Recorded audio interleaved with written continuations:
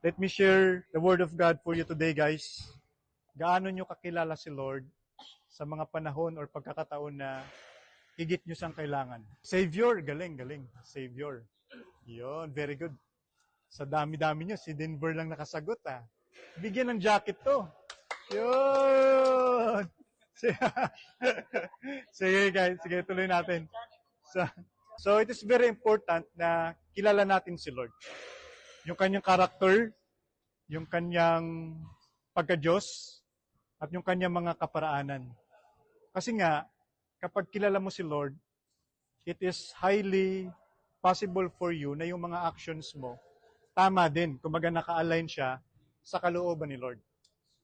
On the other hand, kapag hindi mo kilala si Lord, maaari yung ginagawa mo, feeling mo tama, pero unknowingly, mali pala yung nagagawa mo.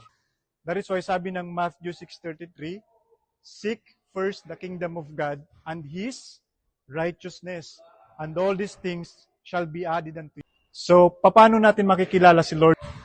Simply by reading the Word of God. Kilalanin natin siya. Ibig lang sabihin, dapat binibigyan din natin siya ng time. Kahit kayo busy sa pag-aaral nyo, bigyan nyo pa rin siya ng time. Start reading your Bible, guys, kahit 5 minutes a day. Hindi na mabigat yun sa schedule nyo. Tama? And speaks about God.